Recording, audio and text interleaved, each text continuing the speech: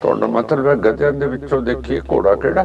ਹਾਂਜੀ ਇਹ ਤੁਸੀਂ ਕਿਹਾ ਮੈਂ ਨਹੀਂ ਮੁਸ਼ਕਲ ਕਿਹਾ।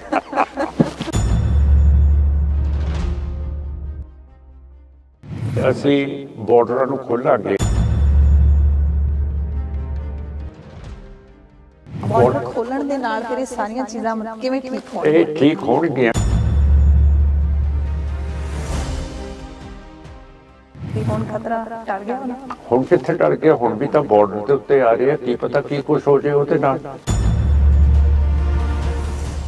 ਅਕਾਲੀ ਦਲ ਤੇ ਬੀਜੇਪੀ ਦਾ ਹੁਣ ਵੀ ਤਾਂ ਲੱਗਦਾ ਅਲਾਇੰਸ ਹੈ। ਹਾਂ ਬਿਲਕੁਲ।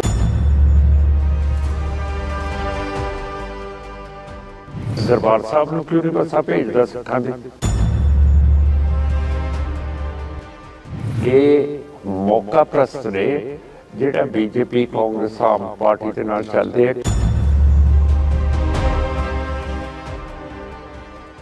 ਤੁਹਾਨੂੰ ਕਿਉਂ ਨਹੀਂ ਕਦੇ ਦਬਾਇਆ ਜਾ ਸਕਿਆ ਜਾਂ ਤੁਹਾਨੂੰ ਦਬਾਉਣ ਦੀ ਕੋਸ਼ਿਸ਼ ਕੀਤੀ ਕਦੇ? ਮੈਂ ਨਹੀਂ ਇਹਨਾਂ ਦੇ ਆਖੇ ਲੱਗਦਾ।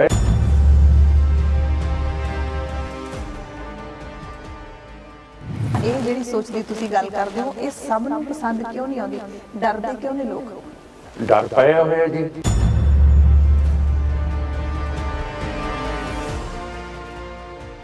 ਤੇ ਜੇ ਸਾਡੀ ਪਾਰਟੀ ਜਿੱਤ ਗਈ ਨਾ ਇਹਨਾਂ ਹਿੰਦੁਤਵਾ ਨੂੰ ਅੰਦਰ ਆਉਣ ਦੇਵਾਂਗੇ ਫੇਰ ਕਿਵੇਂ ਲੱਗੂ ਕਰਨਾਟਾ ਸਾਹਿਬ ਨੂੰ? ਕੈਪਟਨ ਸਾਹਿਬ ਤੁਹਾਡੇ ਸਾਧੂ ਨੇ, ਮਹਾਰਾਣੀ ਪ੍ਰਨੀਤ ਕੌਰ ਸਕੀਆਂ ਭੈਣਾਂ ਵਾਂਗ ਤੁਹਾਡਾ ਰਿਸ਼ਤਾ ਹੈਗਾ।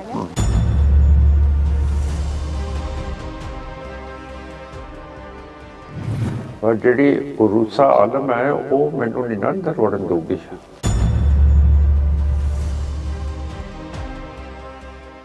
ਮੇਰੇ ਨਾਲ ਬੜੀ ਬੇਈਮਾਨੀ ਹੋਈ ਹੈ।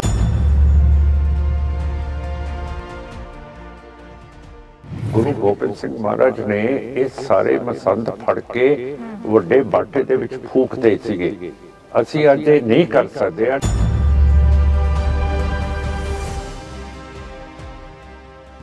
ਸਿੱਖਾਂ ਦੇ ਕੋਲੇ ਬਟਨ ਹੈ ਆਜ਼ਾਦੀ ਦਾ, ਉਹ ਜੇ ਨੱਪ ਕੇ ਆਪਣੀ ਸਰਕਾਰ ਬਣਾਉਣ। ਰਹਿਮਤ ਅਸੀਂ ਮੰਗਦੇ ਨਹੀਂ ਕਿਸੇ ਤੋਂ। ਤੇ ਮੈਨੂੰ ਦੱਸੋ ਕਿਹੜਾ ਬੰਦਾ ਨਹੀਂ ਅੱਗੇ ਆਇਆ, ਮੈਂ ਐਕਸ਼ਨ ਲੈ ਲੂੰਗਾ ਹੁਣੇ।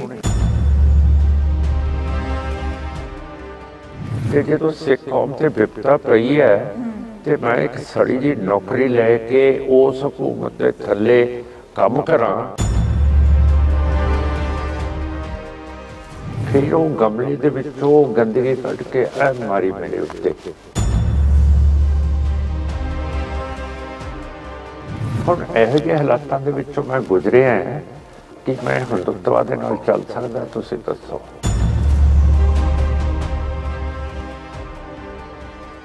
ਇਹ ਤਾਂ ਸੰਤ ਸਮਾਜ ਨੂੰ ਬਿਆਨ ਦੇਣੇ ਚਾਹੀਦੇ ਹੈ ਕਿ ਅਸੀਂ ਧੁੰਮੇ ਦੇ ਨਾਲ ਨਹੀਂ ਹੈਗੇ। ਜੇ ਨਹੀਂ ਦੇਣਗੇ ਸਿੱਖਾਂ ਨੇ ਉਹਨਾਂ ਦੇ ਡੇਰੇ ਛੱਡ ਦੇਣੇ ਹੈ। ਇਹ ਸਾਧ ਕਬਜ਼ੇ ਕਰਕੇ ਬੈਠੇ ਐਸਜੀਪੀਸੀ ਦੇ ਉੱਤੇ। ਕਿਹੋ ਜਿਹਾ ਹੋਊਗਾ ਤੁਹਾਡਾ ਖਾਲਿਸਤਾਨ? ਵਧੀਆ ਬਫਰ ਸਟੇਟ ਹੋਊਗੀ।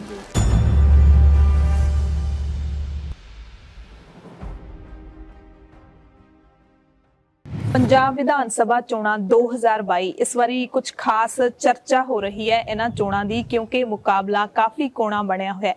ਕੋਈ ਰਵਾਇਤੀ ਪਾਰਟੀਆਂ ਨਹੀਂ ਹੈਗੀਆਂ, ਸਿਰਫ 2 ਨਾ ਹੀ 3 ਕੋਣਾ, 5 ਕੋਣੇ ਤੋਂ ਵੀ ਵੱਧ ਕੇ 6 ਕੋਣਾ ਮੁਕਾਬਲਾ ਹੈ। ਤੇ ਇਹਦੇ ਵਿੱਚ ਮੁਕਾਬਲੇ ਦੇ ਵਿੱਚ ਇੱਕ ਧਿਰ ਹੈ ਸ਼੍ਰੋਮਣੀ ਅਕਾਲੀ ਦਲ ਅੰਮ੍ਰਿਤਸਰ, ਮਾਨ ਦਲ ਜਿਸ ਨੂੰ ਕਿਹਾ ਜਾਂਦਾ ਹੈ, ਸਿਮਰਨਜੀਤ ਸਿੰਘ ਮਾਨ ਜਿਸ ਦੇ ਪ੍ਰਧਾਨ ਨੇ।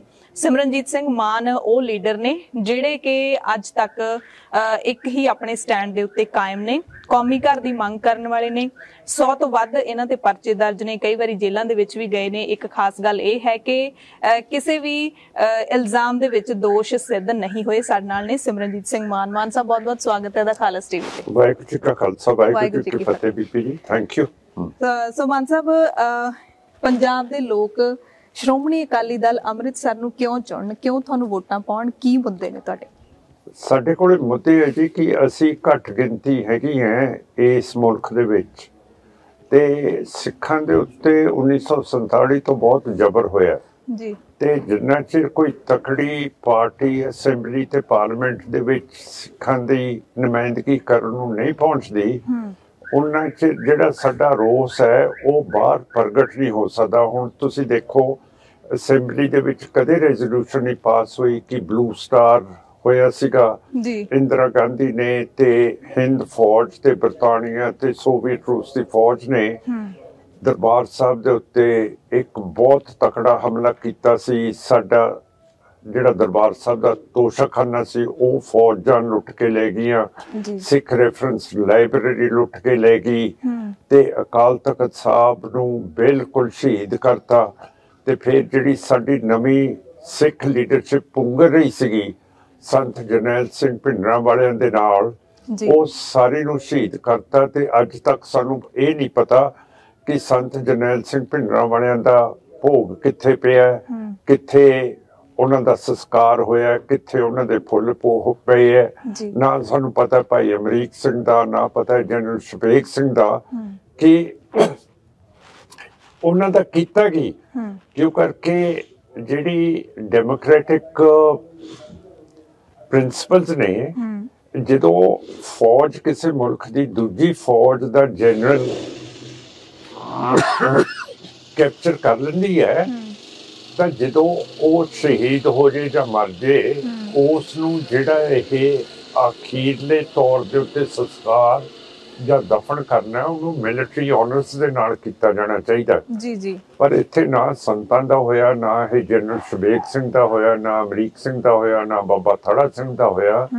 ਤੇ ਇਹ ਜਿਹੜੀ ਮਿਸਟਰੀ ਹੈ, ਇਸ ਨੂੰ ਇਹ ਹੱਲ ਤਾਂ ਹੀ ਹੋ ਸਕਦੀ ਹੈ ਜੇ ਸਾਫ਼ ਗੱਲਾਂ ਅਸੀਂ ਅਸੈਂਬਲੀ ਦੇ ਵਿੱਚ ਕਰੀਏ। ਤੇ ਮਾਨ ਸਾਹਿਬ, ਮਤਲਬ ਇਹ ਸਾਰੇ ਜਿਹੜੇ ਸਿੱਖਾਂ ਦੇ ਨਾਲ ਜੁੜੇ ਹੋਏ ਮੁੱਦੇ ਨੇ, ਪੰਜਾਬ ਦੇ ਵਿੱਚ ਤਾਂ ਹਰ ਵਰਗ ਦੇ ਲੋਕ ਰਹਿੰਦੇ ਨੇ, ਉਹਨਾਂ ਨੂੰ ਇਹਨਾਂ ਮੁੱਦਿਆਂ ਦੇ ਨਾਲ ਕੋਈ ਮੈਨੂੰ ਲੱਗਦਾ ਲੈਣਾ ਦੇਣਾ ਨਹੀਂ ਹੈ। ਉਹਨਾਂ ਦੇ ਲਈ ਕੀ ਹੈ ਤੁਹਾਡੀ ਪਾਰਟੀ ਦੇ ਕੋਲ? ਉਹਨਾਂ ਦੇ ਲਈ ਜੀ, ਜਿਨ੍ਹਾਂ ਦੇ ਲਈ ਨਹੀਂ ਲੈਣ ਦੇਣ ਹੈਗਾ, ਅਸੀਂ ਸਾਰੀ ਮਨੁੱਖਤਾ ਦੀ ਗੱਲ ਕਰਦੇ ਹਾਂ। ਹੁਣ ਇੰਦਰਾ ਗਾਂਧੀ ਨੇ ਕੋਈ 50 ਸਾਲ ਹੋ ਗਏ ਹੈ ਨਾਰਾ ਦਿੱਤਾ ਸੀਗਾ ਰੋਟੀ ਕੱਪੜਾ ਮਕਾਨ। ਹੁਣ ਇਹ ਵੀ ਨਾਰੇ ਮਾਰਦੇ ਰਹੇ ਕਿ ਅਸੀਂ ਗਰੀਬਾਂ ਲਈ ਕਰਾਂਗੇ, ਪਰ ਕੀਤਾ ਕੀ ਹੈ?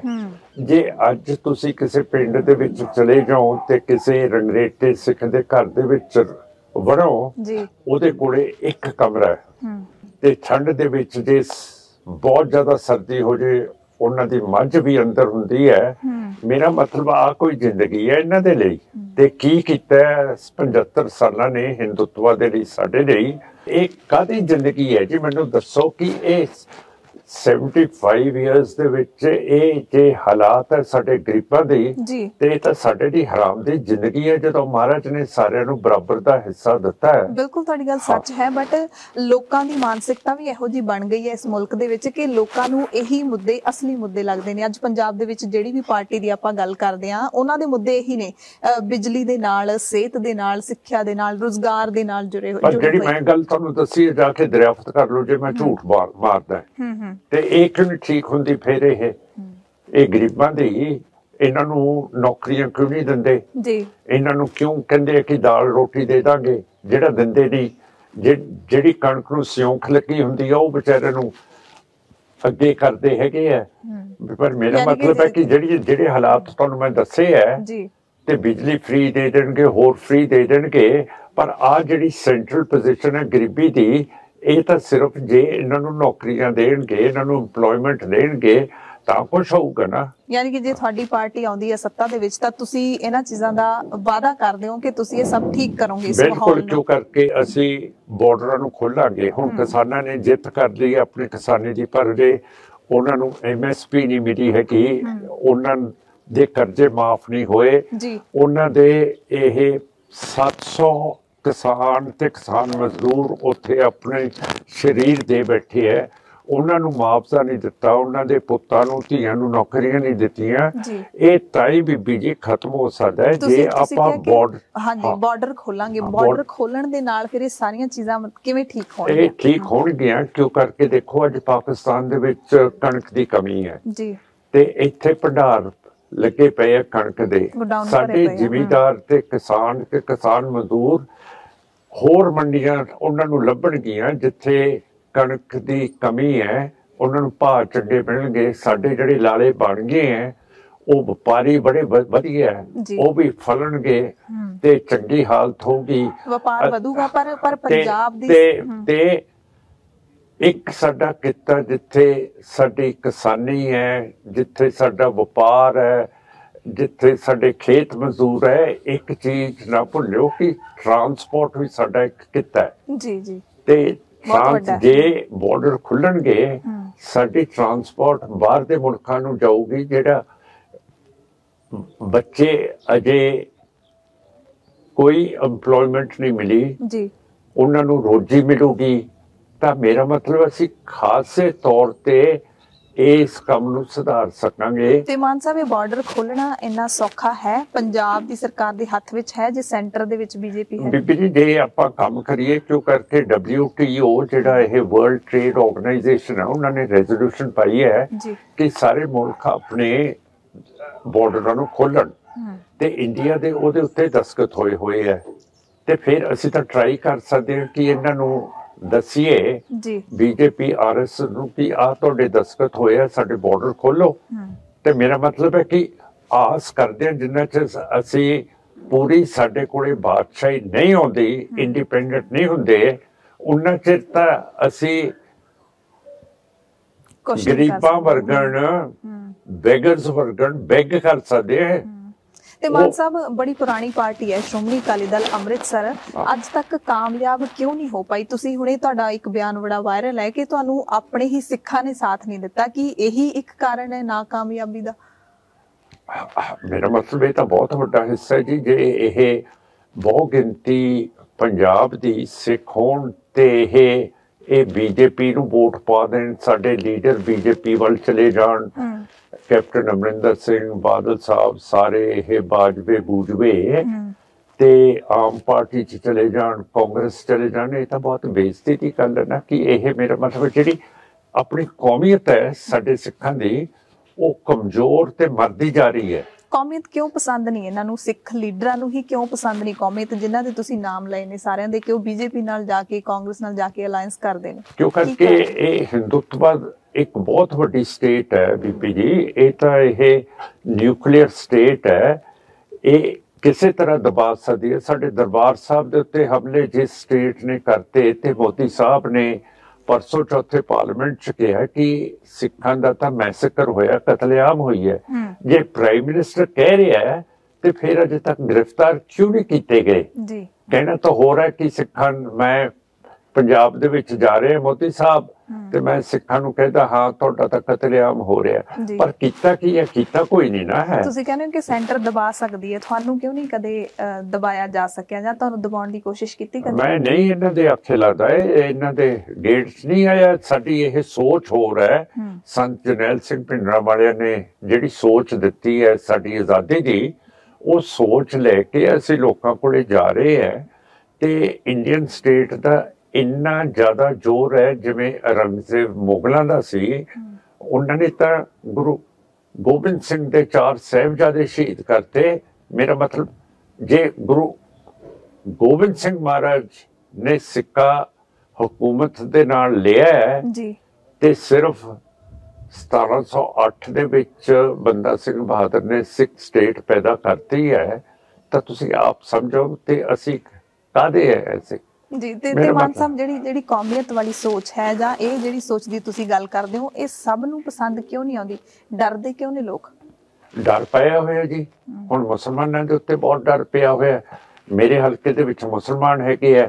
ਹਿਜਾਬ ਦੀ ਗੱਲ ਕਰ ਲਓ, ਇਹ ਦੇਖੋ ਹੁਣ ਬੀਬੀਆਂ ਆਪਣੇ ਰਿਵਾਜ ਨਹੀਂ ਰੱਖ ਸਕਦੀਆਂ, ਆਪਣਾ ਮਜ਼ਹਬ ਨਹੀਂ ਰੱਖ ਸਕਦੀਆਂ। ਸਿੱਖ ਫਰਾਂਸ ਦੇ ਵਿੱਚ ਸਾਫਾ ਨਹੀਂ ਪਹਿਨ ਸਕੇ। ਤੁਸੀਂ ਕਹੋਗੇ ਜੀ ਮਨਮੋਹਨ ਸਿੰਘ ਤਾਂ ਤੁਹਾਡਾ ਪ੍ਰਾਈਮ ਮਿਨਿਸਟਰ ਸੀ, ਪਰ ਉਹ ਫਰਾਂਸ ਜਾ ਕੇ ਉਹਨੇ ਡੱਕਾ ਨਹੀਂ ਕੀਤਾ ਹੈਗਾ, ਜਦ ਕਿ ਸਾਰਾ ਮਿਲਟਰੀ ਦਾ ਅਸਲਾ ਫਰਾਂਸ ਤੋਂ ਆਉਂਦਾ ਹੈ। ਪਣਡੁੱਬੀਆਂ ਆਉਂਦੀਆਂ, ਰਾਈਫਲਾਂ ਆਉਂਦੀਆਂ, ਟੈਂਕ ਆਉਂਦੇ ਹੈ, ਸਾਰਾ ਕੁਝ ਆਉਂਦਾ ਹੈ। ਕਿ ਮਨਮੋਹਨ ਸਿੰਘ ਤਾਂ ਇਹ ਨਹੀਂ ਕਹਿ ਕੇ ਆਇਆ ਕਿ ਇਹਨਾਂ ਨੂੰ ਸਾਫਾ ਬੰਨਣ ਦਿਓ।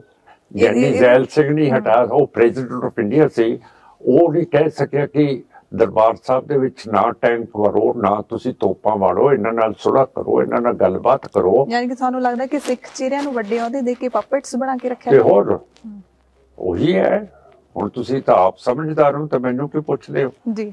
ਤੇ ਮਾਨ ਸਾਹਿਬ ਵਾਰੀ-ਵਾਰੀ ਜਿਹੜਾ ਤੁਹਾਡਾ ਇਸ ਵਾਰੀ ਤੁਸੀਂ ਅਮਰਗੜ੍ਹ ਹਲਕੇ ਤੋਂ ਵਾਰ-ਵਾਰ ਤੁਸੀਂ ਹਲਕੇ ਕਿਉਂ ਬਦਲਦੇ ਹੈਗੇ ਹੋ? ਮੈਨੂੰ ਪਾਰਟੀ ਕਹਿੰਦੀ ਹੈ ਜੀ ਬਦਲੋ। ਕੀ ਕਾਰਨ ਹੈ? ਕਿਉਂ ਕਰਕੇ ਇੱਥੇ ਜਿਹੜਾ ਕਾਡਰ ਹੈ ਉਹ ਸਟਰੋਂਗ ਹੋਊਗਾ। ਠੀਕ ਹੈ। ਇਸ ਕਰਕੇ ਇਹ ਪਾਰਟੀ ਜਿੱਥੇ ਕਹਿੰਦੀ ਹੈ ਮੈਂ ਉਹਦੇ ਆਖੇ ਲੱਗਦਾ। ਕਦੇ ਤਰਨਤਾਰਨ ਜਾਂਦਾ, ਕਦੇ ਫਤਿਹਗੜ੍ਹ ਸਾਹਿਬ ਹੁੰਦਾ, ਕਦੇ ਬਰਨਾਲੇ ਹੁੰਦਾ, ਕਦੇ ਅਮਰਗੜ੍ਹ ਦੇ ਵਿੱਚ ਐਤਕੀ ਕੀ ਹਾਲਾਤ ਨੇ? ਤੁਸੀਂ ਉਹਨੇ ਮੁਸਲਮਾਨਾਂ ਦੀ ਗੱਲ ਕੀਤੀ ਹੈ ਕਿ ਮੈਨੂੰ ਤਾਂ ਚੰਗੇ ਲੱਗਦੇ ਜੀ।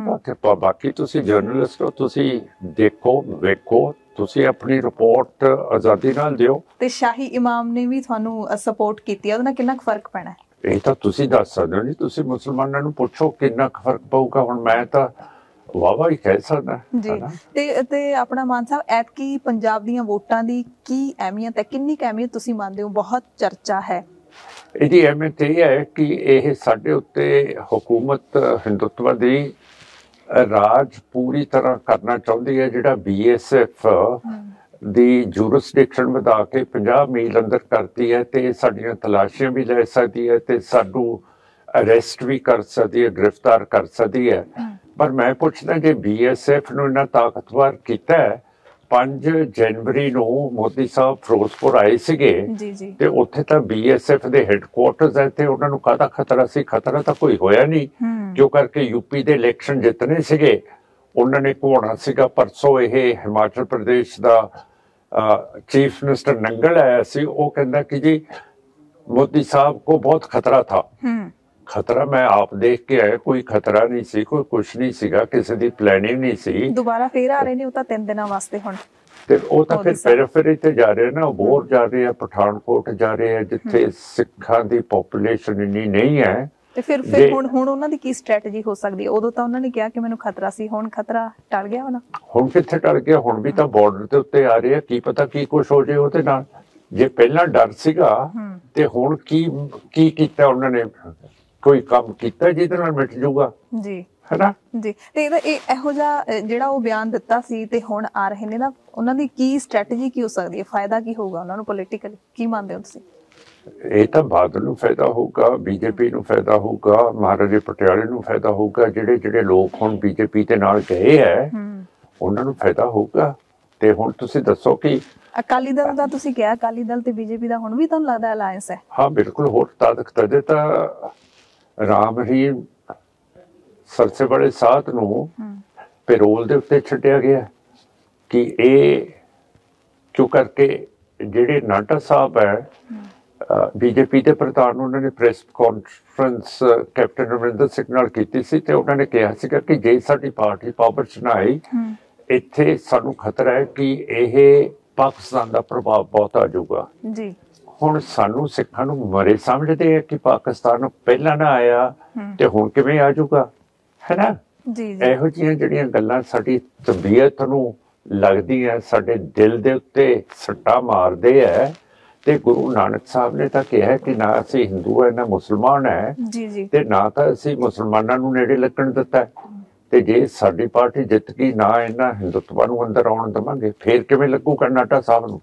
ਤੇ ਮਾਨ ਸਾਹਿਬ ਜਿਹੜਾ ਤੁਸੀਂ ਹੁਣੇ ਸਿਰਸੇ ਵਾਲੇ ਨੂੰ ਪੈਰੋਲ ਮਿਲੀ ਆ ਉਹਦੀ ਗੱਲ ਕੀਤੀ ਹੈ, ਪੈਰੋਲ ਦੇ ਨਾਲ ਤੁਸੀਂ ਕਹਿ ਰਹੇ ਹੋ ਕਿ ਇਹਨਾਂ ਨੂੰ ਫਾਇਦਾ ਹੋਊਗਾ ਸਿਰਸੇ ਵਾਲੇ ਨੂੰ ਪੈਰੋਲ ਦੇ ਨਾਲ, ਇਹਦੇ ਨਾਲ ਸਿੱਖ ਵੋਟ ਦਾ ਨੁਕਸਾਨ ਨਹੀਂ ਹੋਊਗਾ ਅਕਾਲੀ ਦਲ ਤੇ BJP ਨੂੰ? ਕੀ ਮੰਨਦੇ ਹੋ ਤੁਸੀਂ? ਨਹੀਂ, ਅਕਾਲੀ ਦਲ ਨੂੰ ਤਾਂ ਫਾਇਦਾ ਹੋ, ਬਾਦਲ ਦਲ ਨੂੰ ਤਾਂ ਫਾਇਦਾ ਹੋਊਗਾ ਨਾ, ਸਾਨੂੰ ਨਹੀਂ ਫਾਇਦਾ ਹੋਊਗਾ। BJP ਨੂੰ ਫਾਇਦਾ ਹੋਊਗਾ ਤੇ ਬਾਦਲ ਦਲ ਨੂੰ ਫਾਇਦਾ ਹੋਊਗਾ। ਪਰ ਸਿੱਖ ਵੋਟ ਤਾਂ ਟੁੱਟੂਗੀ ਨਾ ਜੇ ਪੈਰੋਲ ਦਿੱਤੀ ਹੈ। ਜਿਹੜੇ ਸਿੱਖ ਮੰਨਦੇ ਨੇ ਕਿ ਹਾਂ ਇੱਕ ਵੱਡਾ ਇੱਕ ਅਪਰਾਧ ਹੋਇਆ ਸੀਗਾ ਸਿਰਸੇ ਵਾਲੇ ਦੇ ਰਾਹੀਂ। ਹਾਂ, ਤੇ ਫਿਰ ਉਹ ਜੇ ਸਿੱਖ ਉਹ ਹੈਗੇ ਆ, ਫਿਰ ਗੁਰੂ ਗ੍ਰੰਥ ਸਾਹਿਬ ਦੀ ਬੇਅਦਬੀ ਬਾਦਲ ਸਾਹਿਬ ਜਦੋਂ ਚੀਫ ਮਿਨਿਸਟਰ ਸੀਗੇ, ਸੁਖਬੀਰ ਸਿੰਘ ਹੋਮ ਮਿਨਿਸਟਰ ਸੀਗਾ, ਸੈਣੀ DGP ਸੀ, ਉਸ ਵੇਲੇ ਹੋਈ ਹੈ। ਤੇ ਉਦੋਂ ਦੇ ਫਿਰ ਉਹ ਸਿੱਖ ਉਸ ਡੇਰੇ ਨੂੰ ਛੱਡ ਕੇ ਵਾਪਸ ਕਿਉਂ ਨਹੀਂ ਸਾਡੇ ਕੋਲੇ ਆਉਂਦੇ? ਕਿਉਂ ਨਹੀਂ ਇਹ ਕਹਿੰਦੇ ਕਿ ਅਸੀਂ ਵਾਪਸ ਸਿੱਖਾਂ 'ਚ ਆਉਣਾ ਹੈ, ਅਸੀਂ ਤਿਆਰ ਹਾਂ ਉਹਨਾਂ ਨੂੰ ਵਾਪਸ ਲੈਣ ਦੇ ਲਈ, ਉਹ ਫਿਰ ਵਾਪਸ ਆਉਣ? ਫਿਰ ਇਹ 'ਚ ਸਿੱਖ ਲੀਡਰਾਂ ਦੀ ਹੀ ਕਮਜ਼ੋਰੀ ਨਹੀਂ ਹੈਗੀ? ਸਾਰੀ SGPC ਦੀ ਕਮਜ਼ੋਰੀ ਹੈ। ਉਹ ਬੀਬੀ ਜੀ 11 ਸਾਲ ਤੋਂ ਸਿੱਖਾਂ ਦੀ ਜਮਹੂਰੀਅਤ ਮਾਰੀ ਗਈ ਹੈ, ਕਿਉਂ ਕਰਕੇ SCPC ਦੇ ਇਲੈਕਸ਼ਨ 11 ਸਾਲ ਤੋਂ ਨਹੀਂ ਹੋ ਰਹੇ। ਹਾਂਜੀ। ਤੇ ਜਿਵੇਂ ਮਹੰਤ ਤੇ ਮਸੰਦ ਹੁੰਦੇ ਸੀਗੇ ਉਸ ਤਰ੍ਹਾਂ ਬਾਦਲਾਂ ਨੇ ਕਬਜ਼ਾ ਕੀਤਾ ਤੇ BJP RSS ਉੱਤੇ ਸੈਂਟਰ 'ਚ ਬੈਠੀ ਹੈ। ਫਰਜ਼ ਸੈਂਟਰ ਦਾ ਇਲੈਕਸ਼ਨ ਕਰਾਉਣ ਦਾ ਤੇ ਉਹ ਕਰਾ ਨਹੀਂ ਰਹੀ, ਕਿਉਂ ਕਰਕੇ ਬਾਦਲ ਦੇ ਕੋਲੇ ਕਬਜ਼ਾ ਹੈਗਾ ਤੇ ਉਹ ਸਮਝਦੇ ਆ ਕਿ ਜਿਹੋ ਜਿਹਾ ਬਾਦਲ ਹੈ ਜਿਹੋ ਜਿਹੇ ਅਸੀਂ ਹੈ ਤੇ SGPC ਸਾਡੇ ਹੱਥ ਦੇ ਵਿੱਚ ਹੈਗੀ ਹੈ। ਤਦੇ 308 ਜਿਹੜੀਆਂ ਮਹਾਰਾਜ ਦੇ ਬੀੜਾ ਨੇ ਉਹ ਇਹਨਾਂ ਨੇ ਚੋਰੀ ਕਰਾਤੀਆਂ ਜਾਂ ਵੇਚਦੀਆਂ। ਕੋਈ ਉਹਦੀ ਇਨਵੈਸਟੀਗੇਸ਼ਨ ਨਹੀਂ ਹੋ ਰਹੀ। ਬਰਗਾੜੀ ਦੀ ਇਨਵੈਸਟੀਗੇਸ਼ਨ ਹੋ ਰਹੀ ਸੀਗੀ, ਪਰ ਬਾਦਲ ਤੇ BJP ਦਾ ਇੰਨਾ ਜ਼ੋਰ ਹੈ ਜੱਜਾਂ ਦੇ ਉੱਤੇ। ਸਾਡੇ ਹਾਈ ਕੋਰਟ ਦੇ ਸ਼ਕਾਵਤ ਸਾਹਿਬ, ਫਿਰ ਸਾਗਵਾਨ ਸਾਹਿਬ, ਬਜਾਜ ਸਾਹਿਬ ਨੇ ਜਿਹੜੀ ਤਫਤੀਸ਼ ਬਰਗਾੜੀ ਦੇ ਮਸਲੇ 'ਚ ਹੋ ਰਹੀ ਸੀ ਉਸ ਨੂੰ ਬੰਦ ਕਰਤਾ। ਹੁਣ ਵੀ ਤੁਸੀਂ ਜ਼ੋਰ ਮੰਨਦੇ ਹੋ ਇਹਨਾਂ ਦਾ? ਹੁਣ ਸੱਤਾ 'ਚ ਨਹੀਂ ਹੈਗੇ, BJP ਦਾ ਵੈਸੇ ਹੀ ਬੁਰਾ ਹਾਲ ਹੈ ਪੰਜਾਬ ਦੇ ਵਿੱਚ ਕਿਸਾਨਾਂ ਦੇ ਸੰਘਰਸ਼ ਕਰਕੇ, ਤੇ ਅਕਾਲੀ ਦਲ ਤਾਂ ਬੈਕਫੁੱਟ ਤੇ ਹੈ। ਹਾਲੇ ਵੀ ਜ਼ੋਰ ਹੈ ਅਫਸਰਸ਼ਾਹੀ ਦੇ ਉੱਤੇ ਇਹਨਾਂ ਦਾ। ਤੇ ਬਿਲਕੁਲ ਸੈਂਟਰ ਦੀ ਇਹ ਹਕੂਮਤ ਚੱਲ ਰਹੀ ਹੈ। ਹੁਣ ਇੱਥੇ ਸਾਰੀ CRP ਆ ਗਈ ਹੈ, BSF ਉੱਥੇ ਬੈਠੀ ਹੈ ਤੇ ਇਲੈਕਸ਼ਨ ਕਮਿਸ਼ਨ ਕਿਹਦਾ ਹੈਗਾ? ਉਹ ਵੀ ਤਾਂ ਸੈਂਟਰ ਦਾ ਹੈ। ਹੁਣ ਮੇਰਾ ਮਤਲਬ ਹੈ ਕਿ ਜਿਹੜੇ ਅਫਸਰ ਹੁਣ ਲਗਾਏ ਹੈ ਉਹ BJP ਦੇ ਕਹਿਣ ਤੇ ਲਗਾਏ ਹੈ। ਤੇ ਮਾਨ ਸਾਹਿਬ, ਤੁਸੀਂ BSF ਦਾ ਦਾਇਰਾ ਵਧਾਉਣ ਦੀ ਗੱਲ ਕੀਤੀ ਹੈ। ਕੈਪਟਨ ਸਾਹਿਬ ਤੁਹਾਡੇ ਸਾਡੂ ਨੇ, ਮਹਾਰਾਣੀ ਪ੍ਰਨੀਤ ਕੌਰ ਸਕੀਆਂ ਭੈਣਾਂ ਵਾਂਗ ਤੁਹਾਡਾ ਰਿਸ਼ਤਾ ਹੈਗਾ। ਜਿਹੜੇ ਇਹੋ ਜਿਹੇ ਮੁੱਦੇ ਹੁੰਦੇ ਨੇ ਪੰਜਾਬ ਨਾਲ ਜੁੜੇ ਹੋਏ ਜਾਂ ਫਿਰ ਕੋਈ ਵੀ ਸਿੱਖ ਮੁੱਦੇ, ਤੁਹਾਡੀ ਕਦੇ ਕੈਪਟਨ ਸਾਹਿਬ ਨਾਲ ਗੱਲ ਨਹੀਂ ਹੁੰਦੀ? ਇਹਨਾਂ ਮੁੱਦਿਆਂ ਤੇ ਕੋਈ ਚਰਚਾ ਨਹੀਂ ਹੁੰਦੀ? ਚਲੋ ਮੈਂ ਮਜ਼ਾਕ ਨਾਲ ਕਹਿ ਦਿੰਦਾ, ਪਰ ਇਹ ਤੁਸੀਂ ਸਵਾਲ ਇਹੋ ਜਿਹਾ ਪੁੱਛਿਆ ਕਿ ਮੈਂ ਇਹੀ ਕਹਿ ਸਕਦਾ ਕਿ ਤੁਸੀਂ ਮਹਾਰਾਣੀ ਸਾਹਿਬ ਦੀ ਵੀ ਗੱਲ ਕੀਤੀ ਹੈ, ਸਾਰਿਆਂ ਦੀ ਗੱਲ ਕੀਤੀ ਹੈ, ਪਰ ਜਿਹੜੀ ਉਰੂਸਾ ਆਲਮ ਹੈ ਉਹ ਮੈਨੂੰ ਨਹੀਂ ਅੰਦਰ ਵੜਨ ਦਊਗੀ। ਅੱਛਾ, ਯਾਨੀ ਕਿ ਤੁਹਾਡੀ ਗੱਲਬਾਤ ਨਹੀਂ ਹੁੰਦੀ। ਤੁਹਾਨੂੰ ਸਮਝ ਲੈਣਾ ਚਾਹੀਦਾ। ਜੀ ਜੀ। ਤੇ SGPC ਦੀ ਆਪਾਂ ਗੱਲ ਕਰ ਲਈਏ, ਸ਼੍ਰੋਮਣੀ ਅਕਾਲੀ ਦਲ ਅੰਮ੍ਰਿਤਸਰ ਜਾਂ ਮਾਨ ਦਲ ਹਾਲੇ ਤੱਕ SGPC ਤੱਕ ਵੀ ਪਹੁੰਚ ਨਹੀਂ ਬਣ ਸਕੀ। ਇੱਥੇ ਕੀ ਕਾਰਨ ਹੈ? ਬਿਲਕੁਲ ਤੁਸੀਂ ਪੰਥਕ ਧਿਰੋਂ ਇੱਕ, ਫਿਰ ਵੀ ਸਿੱਖ ਸਾਥ ਦੇਖੋ ਇਹ ਸਾਰਾ ਵੋਟਿੰਗ ਸਿਸਟਮ ਸੈਂਟਰ ਦੇ ਥੱਲੇ ਚੱਲਦਾ ਹੈਗਾ। ਸੈਂਟਰ ਹੀ ਪਰਾਉਂਦੀ ਹੈ, ਸਾਨੂੰ ਵੋਟ ਬਹੁਤ ਪੈਂਦੀ ਹੈ, ਪਰ ਸਾਡੇ ਜਿਹੜੇ ਮੈਂਬਰਸ ਹੁੰਦੇ ਆ ਉਹ ਨਹੀਂ ਜਿੱਤ ਕੇ SGPC 'ਚ ਜਾ ਸਕਦੇ ਹੈਗੇ। ਹੁਣ ਪਿਛਲੀਆਂ ਇਲੈਕਸ਼ਨਾਂ ਦੇ ਵਿੱਚ ਮੇਰੇ ਨਾਲ ਬੜੀ ਬੇਈਮਾਨੀ ਹੋਈ ਹੈ। 3 ਵਜੇ DC ਨੇ ਰਿਜ਼ਲਟ ਡਿਕਲੇਅਰ ਕੀਤਾ ਤੇ ਇੱਕ ਦਿਨ ਪਹਿਲਾਂ ਜਿਹੜਾ ਮੇਰਾ ਮੁਖਾਲਫਤ ਸੀ ਉਸ ਦੀਆਂ 3000 ਵੋਟਾਂ ਬਣਾਤੀਆਂ ਰਾਤੋਂ ਰਾਤ ਜੀ, ਤੇ ਜਿਹੜਾ ਨਹੀਂ ਸੀ ਬਣਾ ਸਕਦਾ। ਸੋ ਮੇਰਾ ਮਤਲਬ ਕਹਿਣ ਦਾ, ਜਦੋਂ ਇਹੋ ਜਿਹੇ ਕੰਮ ਹੁੰਦੇ ਆ ਫਿਰ ਲੋਕਾਂ ਦਾ ਵਿਸ਼ਵਾਸ ਜਮਹੂਰੀਅਤ 'ਚ ਹਟਦਾ ਜਾਂਦਾ ਹੈ। ਫਿਰ ਇਹ ਰੋਂਦੇ ਆ ਕਿ ਇੱਥੇ ਖਾੜਕੂਵਾਦ ਆ ਗਿਆ ਇੱਥੇ। ਓਕੇ, ਸੋ ਮਾਨ ਸਾਹਿਬ, DSGMC ਦੀ ਜੇ ਆਪਾਂ ਗੱਲ ਕਰ ਲਈਏ, ਪਿੱਛੇ ਜੇ ਇਲੈਕਸ਼ਨ ਹੋਈ ਹੈ ਉੱਥੇ ਜਿਸ ਤਰ੍ਹਾਂ ਦਾ ਡਰਾਮਾ ਹੋਇਆ ਸ਼੍ਰੀ ਗੁਰੂ ਗ੍ਰੰਥ ਸਾਹਿਬ ਜੀ ਦੀ ਹਜ਼ੂਰੀ ਦੇ ਵਿੱਚ ਹੋਇਆ, ਫਿਰ ਉਹਦੇ ਵਿੱਚ SGPC ਦੇ ਪ੍ਰਧਾਨ ਵੀ ਇਨਵੋਲਵ ਸੀਗੇ, ਸਾਰੀਆਂ ਗੱਲਾਂ ਸਾਹਮਣੇ ਆਈਆਂ ਨੇ। ਕੀ ਤੁਸੀਂ ਕਹਿੰਦੇ ਹੋ ਇਹੋ ਜਿਹੇ ਹਾਲਾਤਾਂ ਬਾਰੇ? ਕਿੱਥੋਂ ਤੱਕ ਨਿਘਾਰ ਆ ਗਿਆ ਪੰਥਕ? ਦੇਖੋ, ਜੇ ਸਾਨੂੰ ਸਿੱਖ ਤੇ ਪੰਜਾਬ ਤਾਕਤ ਦਿੰਦਾ ਹੈ, ਇਹਨਾਂ ਨੂੰ ਅਸੀਂ ਹੱਲ ਕਰ ਸਕਦੇ ਹਾਂ ਵੋਟਾਂ ਦੇ ਰਾਹੀਂ। ਪਰ ਗੁਰੂ ਗੋਬਿੰਦ ਸਿੰਘ ਮਹਾਰਾਜ ਨੇ ਇਹ ਸਾਰੇ ਮਸੰਦ ਫੜ ਕੇ ਵੱਡੇ ਬਾਟੇ ਦੇ ਵਿੱਚ ਫੂਕਦੇ ਸੀਗੇ। ਅਸੀਂ ਅੱਜ ਇਹ ਨਹੀਂ ਕਰ ਸਕਦੇ। ਅੱਜ ਸਿੱਖਾਂ ਦੇ ਕੋਲੇ ਬਟਨ ਹੈ ਆਜ਼ਾਦੀ ਦਾ, ਉਹ ਜੇ ਨੱਪ ਕੇ ਆਪਣੀ ਸਰਕਾਰ ਬਣਾਉਣ, ਬੰਦੇ ਭੇਜਣ ਅਸੈਂਬਲੀ ਤੇ ਪਾਰਲੀਮੈਂਟ ਦੇ ਵਿੱਚ, ਇਹ ਸਾਰੇ ਹੱਲ ਬੀਬੀ ਜੀ ਹੋ ਸਕਦੇ ਆ ਅਮਨ ਪਸੰਦ ਤਰੀਕੇ ਦੇ ਨਾਲ। ਜੀ। ਸੋ ਮਾਨ ਸਾਹਿਬ, ਤੁਹਾਡੀ ਪਾਰਟੀ ਬਾਰੇ ਜੇ ਗੱਲ ਕਰ ਲਈਏ, ਕਈ ਲੋਕ ਕਹਿੰਦੇ ਨੇ ਕਿ ਮਾਨ ਸਾਹਿਬ ਆਪ ਤਾਂ ਬਹੁਤ ਇਮਾਨਦਾਰ ਨੇ ਆਪਣੇ ਏਜੰਡੇ ਨੂੰ ਲੈ ਕੇ, ਆਪਣੀ ਗੱਲ ਨੂੰ ਲੈ ਕੇ, ਪਰ ਆਸ-ਪਾਸ ਕਈ ਲੋਕ ਇਹੋ ਜਿਹੇ ਨੇ ਜਿਹੜੇ ਚੰਗੇ ਬੰਦਿਆਂ ਨੂੰ ਅੱਗੇ ਨਹੀਂ ਆਉਣ ਦਿੰਦੇ ਹੈਗੇ। ਹੋ ਸਕਦਾ ਬੀਬੀ ਜੀ ਹੋ ਜੇ, ਤੁਸੀਂ ਮੈਨੂੰ ਦੱਸ ਦਿਓ, ਮੈਂ ਐਕਸ਼ਨ ਲੈ ਲੂੰਗਾ। ਜੀ, ਲੋਕ ਕਹਿੰਦੇ ਨੇ ਨਾ, ਫਿਰ ਤੁਹਾਡੇ ਕੋਲੇ ਜਿਹੜੇ ਲੋਕ ਕਹਿੰਦੇ ਆ ਮੈਨੂੰ ਦੱਸੋ ਕਿਹੜੇ ਬੰਦਾ ਦੀ ਅੱਗੇ ਆਇਆ, ਮੈਂ ਐਕਸ਼ਨ ਲੈ ਲੂੰਗਾ ਹੁਣੇ। ਤੇ ਮਾਨ ਸਾਹਿਬ, ਪੰਜਾਬ ਦੇ ਵਿੱਚ ਜਿੰਨੀਆਂ ਵੀ ਵਿਰੋਧੀ ਪਾਰਟੀਆਂ ਨੇ, ਤੁਸੀਂ ਆਪਣੇ ਏਜੰਡੇ ਦੀ ਗੱਲ ਕਰਦੇ ਹੋ, ਵਿਰੋਧੀ ਪਾਰਟੀਆਂ ਕਾਂਗਰਸ, ਅਕਾਲੀ ਦਲ, BJP ਜਾਂ ਫਿਰ ਆਮ ਆਦਮੀ ਪਾਰਟੀ, ਇਹਨਾਂ ਦੇ ਵਿੱਚੋਂ ਕੁਝ ਚੰਗਾ ਲੱਗਦਾ ਤੁਹਾਨੂੰ? ਨਹੀਂ, ਇਹ ਸਿੱਖ ਕੌਮ ਦੇ ਖਿਲਾਫ ਹੈ। ਸਾਰੇ ਬਲੂ ਸਟਾਰ ਨੂੰ ਸਪੋਰਟ ਕਰਦੇ ਆ। ਇਹ ਜਿਹੜਾ ਇਹ ਬਬਰੀ ਮਸਜਿਦ ਦੀ ਥਾਂ ਰਾਮ ਮੰਦਿਰ ਉਹਦੇ 'ਚ ਬਣਿਆ, ਉਹਨੂੰ ਸਪੋਰਟ ਕਰਦੇ ਆ। ਤੇ ਜਿਹੜੀਆਂ ਮਿਨੋਰਿਟੀਜ਼ ਆ ਉਹਨਾਂ ਦੇ ਜਿਹੜੇ ਹੱਕ ਹਕੂਕ ਹੈ ਉਹ ਖੋ ਰਹੇ ਹੈ। ਸੋ ਇਹਨਾਂ ਦੇ ਵਿੱਚ ਪਸੰਦ ਕਰਨ ਵਾਲੀ ਕੋਈ ਗੱਲ ਨਹੀਂ। ਹੁਣ ਕੇਜਰੀਵਾਲ ਸਾਹਿਬ ਹੈ, ਦਿੱਲੀ ਦੇ ਚੀਫ ਮਿਨਿਸਟਰ ਹੈ, ਉਹ ਖਾਸ ਯੋਧਿਆ ਜਾ ਕੇ ਮੱਥਾ ਟੇਕ ਕੇ ਆਏ ਹੈ, ਜਿਹੜਾ ਨਵਾਂ ਮੰਦਿਰ ਬਣ ਰਿਹਾ ਹੈ, ਤੇ ਉਹਨਾਂ ਨੇ ਕਿਹਾ ਕਿ ਜਿੰਨੇ ਵੀ ਸ਼ਰਧਾਲੂ ਯੋਧਿਆ ਦੇ ਬੱਸਾਂ ਦੇ ਵਿੱਚ ਜਾ ਸਕਦੇ ਆ ਤੇ ਮੈਂ ਮੁਫਤ ਭੇਜੂਗਾ। ਪਰ ਉਹਨਾਂ ਨੇ ਇਹ ਨਹੀਂ ਕਿਹਾ ਕਿ ਮੇਰੇ ਕੋਲੇ ਸਿੱਖ ਵੀ ਵੱਸਦੇ ਆ ਤੇ ਉਹਨਾਂ ਨੂੰ ਵੀ ਦਰਬਾਰ ਸਾਹਿਬ ਭੇਜਣ ਦੇ ਲਈ ਮੈਂ ਬੱਸਾਂ ਦਊਂਗਾ, ਤੇ ਮੁਸਲਮਾਨ ਵੀ ਵੱਸਦੇ ਆ, ਉਹਨਾਂ ਨੂੰ ਅਜਮੇਰ ਸ਼ਰੀਫ ਭੇਜਣ ਦੇ ਲਈ ਮੈਂ ਬੱਸਾਂ ਦਊਂਗਾ। ਤਾਂ ਮੇਰਾ ਮਤਲਬ ਹੈ ਇਹਨਾਂ ਦੇ ਨਾਲ ਮੇਰੀ ਤੇ ਇਹਨਾਂ ਦੀ ਕਿਵੇਂ ਬਣ ਸਕਦੀ ਹੈ ਮਤਸਵੀ ਆਦਮੀਆਂ ਦੇ ਨਾਲ, ਹੈ ਨਾ? ਇਹ ਤਾਂ ਇੰਪੋਸੀਬਲ ਹੈ ਜੀ। ਮੇਰਾ ਮਤਲਬ ਅਸੀਂ ਤਾਂ ਆਪਣੀ ਕੌਮ ਦੇ ਲਈ ਲੜ ਰਹੇ ਆ, ਇਹਨਾਂ ਨੂੰ ਤਾਂ ਕੋਈ ਇਹ ਸਾਡੇ ਲਈ ਕੋਈ ਰਹਿਮ ਨਹੀਂ, ਕੋਈ ਰਹਿਮ ਤਾਂ ਅਸੀਂ ਮੰਗਦੇ ਨਹੀਂ ਕਿਸੇ ਤੋਂ, ਪਰ ਮੇਰਾ ਮਤਲਬ ਖਿਆਲ ਹੀ ਇਹਨਾਂ ਦਾ ਹੈ ਨਹੀਂਗਾ। ਇਹ ਤਾਂ ਕੱਟੜਵਾਦੀ ਹੈਗੇ ਆ ਤੇ ਇਹਨਾਂ ਦੇ ਨਾਲ ਤਾਂ ਸਾਡੀ ਬਣ ਨਹੀਂ ਸਕਦੀ। ਪਰ ਲੋਕਾਂ ਦੇ ਮਨ ਦੇ ਵਿੱਚ ਤਾਂ ਉਹੀ ਗੱਲ ਜਿਹੜੀ ਹੈ ਇਹਨਾਂ ਲੀਡਰਾਂ ਦੇ ਵੱਲੋਂ ਬਿਠਾਈ ਜਾਂਦੀ ਹੈ ਨਾ, ਸੈਕੂਲਰਿਜ਼ਮ ਵਾਲੀ, ਕਿ ਤੁਸੀਂ ਇਕੱਲੀ ਆਪਦੀ ਗੱਲ ਨਹੀਂ ਕਰਨੀ, ਤੁਸੀਂ ਸਭ ਦੀ ਗੱਲ ਕਰਨੀ ਹੈ। ਕੌਣ ਕਰਦਾ ਸਾਰਿਆਂ ਦੀ ਗੱਲ? ਤੁਹਾਨੂੰ ਹੁਣੇ ਤਾਂ ਦੱਸਿਆ ਕਿ ਯੋਧਿਆ ਜਾ ਕੇ ਆਇਆ ਕੇਜਰੀਵਾਲ ਸਾਹਿਬ, ਤੇ ਇਹਨੇ ਕਿਹਾ ਕਿ ਮੈਂ ਜਿੰਨੇ ਵੀ ਹਿੰਦੂ ਜਾਣਾ ਚਾਹਣਗੇ ਯੋਧਿਆ ਨੂੰ ਮੈਂ ਬੱਸਾਂ ਭੇਜੂਗਾ ਫ੍ਰੀ। ਫਿਰ ਦਰਬਾਰ ਸਾਹਿਬ ਨੂੰ ਕਿਉਂ ਨਹੀਂ ਬੱਸਾਂ ਭੇਜਦਾ ਸਿੱਖਾਂ ਦੇ?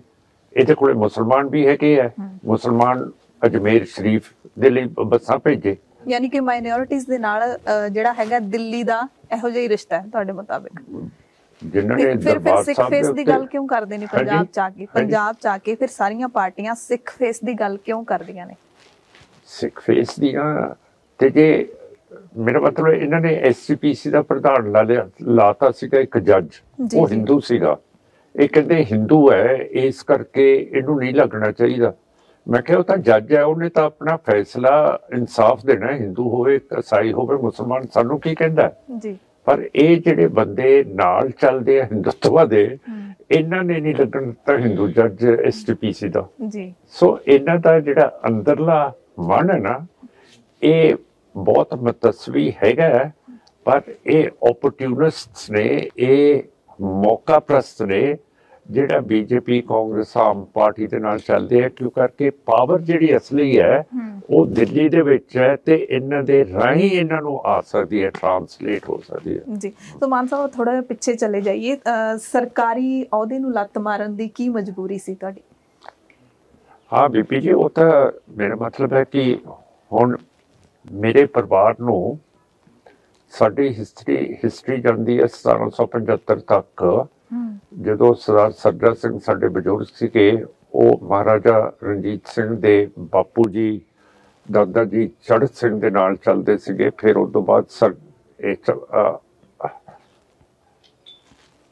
ਮਹਾਰਾਜਾ ਰਣਜੀਤ ਸਿੰਘ ਦੇ ਪਾਪਾ ਜੀ ਦੇ ਨਾਲ ਚੱਲਦੇ ਸੀਗੇ, ਠੀਕ ਹੈ, ਮਹਾ ਸਿੰਘ ਸੀ ਮੇਰਾ ਖਿਆਲ ਉਹਨਾਂ ਦਾ, ਤੇ ਉਦੋਂ ਤੇ ਚੱਲਦੇ ਹੈ।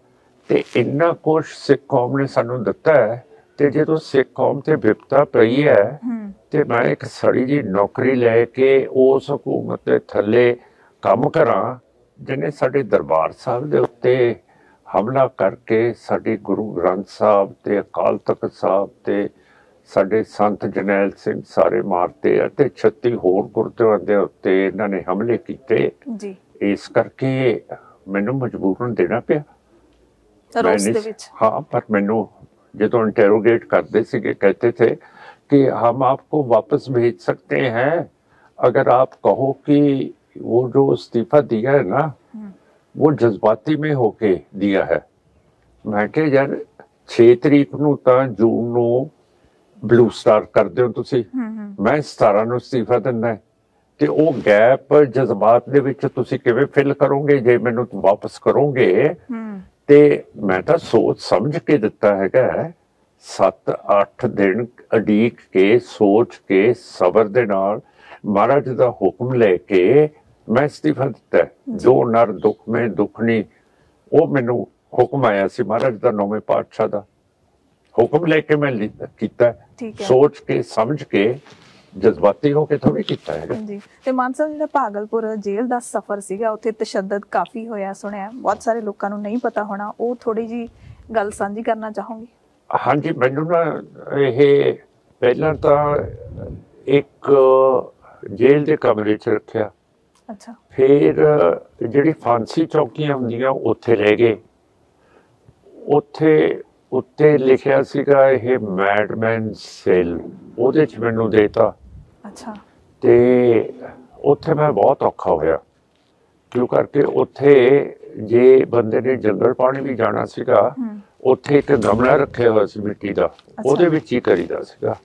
ਉਹ ਮਤਲਬ ਉੱਥੇ ਕਿੰਨੇ ਜਣੇ ਹੁੰਦੇ ਸੀ? ਉੱਥੇ 2 ਸੀਗੇ। ਇੱਕ ਵਾਕਈ ਬੰਦਾ ਕਮਲਾ ਸੀਗਾ, ਉਹ ਰੇਲਵੇ ਦੇ ਵਿੱਚ ਸਟੇਸ਼ਨ ਮਾਸਟਰ ਰਿਹਾ ਸੀਗਾ। ਉਹਨੇ ਮੈਨੂੰ ਕੋਈ ਗੱਲ ਪੁੱਛੀ, ਮੈਂ ਜਵਾਬ ਨਹੀਂ ਦਿੱਤਾ, ਉਹਨੂੰ ਗੁੱਸਾ ਚੜ ਗਿਆ। ਫਿਰ ਉਹ ਗਮਲੇ ਦੇ ਵਿੱਚੋਂ ਗੰਦਗੀ ਕੱਢ ਕੇ ਐ ਮਾਰੀ ਮੇਰੇ ਉੱਤੇ। ਹੁਣ ਇਹੋ ਜਿਹੇ ਹਾਲਾਤਾਂ ਦੇ ਵਿੱਚੋਂ ਮੈਂ ਗੁਜ਼ਰਿਆ ਕਿ ਮੈਂ ਹਿੰਦੁੱਤਵਾ ਦੇ ਨਾਲ ਚੱਲ ਸਕਦਾ? ਤੁਸੀਂ ਦੱਸੋ। ਕੋਈ ਵੀ ਸਿੱਖ ਜਿਹਨੇ ਸ਼ਹਾਦਤ ਇਸ ਹਕੂਮਤ ਦੀ ਜਾਂ ਹਿੰਦੁੱਤਵਾ ਦੀ ਝੱਲੀ ਹੈ, ਉਹ ਸ਼ਰਮ ਦੀ ਗੱਲ ਹੈ ਜਿਹੜਾ ਇਹਨਾਂ ਦੇ ਨਾਲ ਚੱਲਦੇ ਆ। ਹੁਣ ਬਾਬਾ ਜੀ ਧੁੰਮਾ, ਸੰਤ ਜਰਨੈਲ ਸਿੰਘ ਭਿੰਡਰਾਂਵਾਲੇ ਦੀ ਟਕਸਾਲ ਤੇ ਬੈਠੇ ਹੈ, ਉਹਨਾਂ ਨੇ ਪਰਸੋਂ ਬਿਆਨ ਦੇਤਾ ਕਿ ਸੰਤ ਸਮਾਜ ਦਮਦਮੀ ਟਕਸਾਲ ਚੱਲੂਗੀ ਬੀਜੇਪੀ ਤੇ ਬਾਦਲ ਦਲੀਆਂ ਦੇ ਨਾਲ ਜੀ। ਤੇ ਬਾਦਲਦਾਰ ਨੇ ਤਾਂ ਸਾਰਿਆਂ ਨੇ ਜਾ ਕੇ ਇੰਦਰਾ ਗਾਂਧੀ ਨੂੰ ਕਿਹਾ ਕਿ ਸੰਤ ਦਾ ਹੱਥ ਖੜੇ ਕਰਕੇ ਬਾਹਰ ਆਜੋ, ਤੁਸੀਂ ਫੌਜ ਲਾ ਦਿਓ। ਹੁਣ ਦੱਸੋ, ਉੱਥੋਂ ਦਾ ਮੁਖੀ ਇਹੋ ਜਿਹਾ ਪੰਥ ਨੂੰ ਕਹੇ, ਇਹ ਤਾਂ ਸਾਰੀ ਸੰਤ ਸਮਾਜ ਦੇ ਉੱਤੇ ਧੱਬਾ ਹੈ। ਇਹ ਤਾਂ ਸੰਤ ਸਮਾਜ ਨੂੰ ਬਿਆਨ ਦੇਣੇ ਚਾਹੀਦੇ ਹੈ ਕਿ ਅਸੀਂ ਧੁੰਮੇ ਦੇ ਨਾਲ ਨਹੀਂ ਹੈਗੇ। ਜੇ ਨਹੀਂ ਦੇਣਗੇ, ਸਿੱਖਾਂ ਨੇ ਉਹਨਾਂ ਦੇ ਡੇਰੇ ਛੱਡ ਦੇਣੇ ਹੈ। ਕੁਛ ਨਹੀਂ ਬਿਆਨ ਦਿੱਤੇ ਹੀ ਨੇ, ਮਸੰਦਾਂ ਵਰਗਣ ਬਣ ਜਾਣਗੇ ਜੀ। ਫਿਰ ਇਹਨਾਂ ਨੂੰ ਫੂਕਣਾ ਪਊਗਾ, ਜਿਵੇਂ ਮਹਾਰਾਜ ਨੇ ਕੀਤਾ ਸੀ। ਪਰ ਅੱਜ ਨਹੀਂ ਫੂਕ ਸਕਦੇ। ਜੇ ਨਹੀਂ ਫੂਕ ਸਕਦੇ ਤੇ ਵੋਟ ਅਕਾਲੀ ਦਲ ਅੰਮ੍ਰਿਤਸਰ ਨੂੰ ਦੇਣ, ਜਿਹੜਾ ਇਹਨਾਂ ਦੀ ਖਬਰ ਲਈਏ ਕਿ ਤੁਹਾਡੀ ਮਜਾਲ ਕੀ ਹੋਈ ਕਿ ਦਮਦਮੀ ਟਕਸਾਲ ਜਿਹੜਾ ਬਾਬਾ ਦੀਪ ਸਿੰਘ ਪਹਿਲੇ ਜਥੇਦਾਰ ਸੀ, ਉਹਨਾਂ ਨੇ ਤਾਂ ਜਾ ਕੇ ਅਬਦਾਲੀ ਦੇ ਖਿਲਾਫ ਜਦੋਂ ਦਰਬਾਰ ਸਾਹਿਬ ਦੇ ਵਿੱਚ ਉਸ ਵੜਿਆ ਤੇ ਉਹਦੀ ਬੇਅਦਬੀ ਕੀਤੀ, ਉਹ ਲੜੇ ਹੈ, ਉਹਨਾਂ ਦਾ ਸੀਸ ਲੱਥ ਗਿਆ ਉੱਥੇ। ਤੇ ਤੁਸੀਂ ਕੌਣ ਹੁੰਦੇ ਹੋ ਕਿ ਕਹਿਣ ਵਾਲੇ ਕਿ ਬੀਜੇਪੀ ਤੇ ਇਹ ਬਾਦਲ ਦੇ ਨਾਲ ਚਲੋ? ਤੇ ਤੁਸੀਂ ਖੁਦ ਉਹਨਾਂ ਦੇ ਨਾਲ ਕੋਈ ਗੱਲਬਾਤ ਕੀਤੀ ਇਸ ਮਸਲੇ ਤੇ? ਟਕਸਾਲ ਦੇ ਮੁਖੀ ਹਰਨਾਮ ਸਿੰਘ ਖਾਲਸਾ। ਦੇਖੋ ਬੀਬੀ ਜੀ, ਇਹ ਜਦੋਂ ਇਹਨਾਂ ਦੀ ਤਾਜਪੋਸ਼ੀ ਹੋਣੀ ਸੀਗੀ, ਉਦੋਂ ਮੈਂ ਜਾਣਾ ਸੀ ਆਸਟ੍ਰੇਲੀਆ। ਠੀਕ ਹੈ। 7 ਦਿਨ ਪਹਿਲਾਂ ਇਹਨਾਂ ਦਾ ਟੈਲੀਫੋਨ ਆ ਗਿਆ ਕਿ ਮਾਨ ਸਾਹਿਬ, ਤੁਹਾਡੇ ਬਗੈਰ ਮੇਰੀ ਤਾਜਪੋਸ਼ੀ ਨਹੀਂ ਹੋਣੀ, ਤੁਸੀਂ ਇੱਥੇ ਆਓ। ਮੈਂ ਕਿਹਾ ਬਾਬਾ ਜੀ, ਮੈਂ ਤਾਂ ਆਸਟ੍ਰੇਲੀਆ ਜਾਣਾ। ਹਾਂਜੀ। ਪਰ ਕਹਿੰਦੇ ਜੀ ਇਹ ਮੇਰੀ ਤਾਜਪੋਸ਼ੀ ਨਹੀਂ ਹੋ ਸਕਦੀ। ਫਿਰ ਅੱਛਾ। ਤੇ ਫਿਰ ਮੈਨੂੰ ਆਪਣਾ ਕੈਂਸਲ ਕਰਨਾ ਪਿਆ। ਸਾਰੀ ਟਿਕਟ ਦੇ ਪੈਸੇ ਵੀ ਦਿੱਤੇ ਹੋਏ ਸੀ, ਉਹ ਵੀ ਮਾਰੇ ਗਏ। ਠੀਕ ਹੈ। ਤੇ ਮੈਂ ਇਹਨਾਂ ਦੀ ਤਾਜਪੋਸ਼ੀ ਕਰਾਈ। ਠੀਕ ਹੈ। ਫਿਰ ਇਹਨਾਂ ਦਾ ਰੁਖ ਹੀ ਅਗਲੇ ਦਿਨ ਬਦਲ ਗਿਆ। ਅੱਛਾ। ਹੁਕੂਮਤ ਵੱਲ ਚਲੇ ਗਏ ਤੇ ਮੈਂ ਜੇਲ੍ਹ ਸੀਗਾ। ਮੁਸ਼ਕਿਲ ਨਾਲ ਮੇਰੇ ਕੋਲੇ ਆਏ ਕੇਲੇ ਲੈ ਕੇ। ਮੈਂ ਕਿਹਾ ਬਾਬਾ ਜੀ, ਤੁਹਾਡੇ ਕੋਲੇ ਤਾਂ ਇੰਨਾ ਕੁਛ ਹੈ ਤੇ ਇੱਥੇ ਠੰਡ ਹੈ, ਮੈਨੂੰ ਕੁਛ ਗਰਮ ਗਰਮ ਹੀ ਦੇ ਦਿੰਦੇ ਤੁਸੀਂ ਤਾਂ ਮੈਨੂੰ। ਕੇਲੇ ਜਿਹੜਾ ਸਭ ਤੋਂ ਸਸਤਾ ਫਲ ਹੈ ਉਹ ਲੈ ਕੇ ਆਏ ਹੋ। ਤੁਹਾਨੂੰ ਕੋਈ ਸ਼ਰਮ ਨਹੀਂ ਹੈ, ਅਣਖ ਨਹੀਂ ਹੈ? ਹਾਂਜੀ।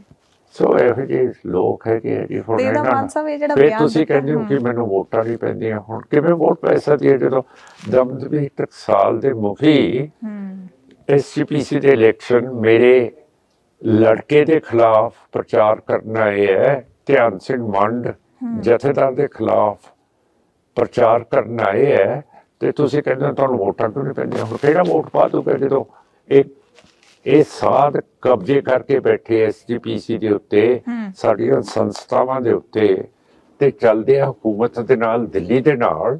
ਤੇ ਉਸ ਤੋਂ ਬਾਅਦ ਮੈਨੂੰ ਐਵੇਂ ਪੁੱਛ ਲੈਂਦੇ ਤੈਨੂੰ ਵੋਟ ਕਿਉਂ ਨਹੀਂ ਪੈਂਦੀ? ਜੀ ਬਿਲਕੁਲ। ਸੋ ਮਾਨ ਸਾਹਿਬ, ਜਿਹੜਾ ਇਹ ਦਿੱਤਾ ਹੈਗਾ ਹਰਨਾਮ ਸਿੰਘ ਖਾਲਸਾ ਨੇ ਬਿਆਨ, ਇਹਦਾ ਜਿਹੜਾ ਅਸਰ ਆਪਾਂ ਜੇ ਦੇਖ ਲਈਏ ਕਿ ਕਿੰਨਾ ਕੁ ਲੰਬਾ ਜਾਣ ਵਾਲਾ ਹੈ ਇਸ ਬਿਆਨ ਦਾ ਅਸਰ, ਜਿਹੜਾ ਉਹਨਾਂ ਨੇ ਬਿਆਨ ਦਿੱਤਾ। ਪਹਿਲਾਂ ਵੀ ਇਹੋ ਜਿਹੇ ਬਿਆਨ ਆਉਂਦੇ ਰਹਿੰਦੇ ਨੇ।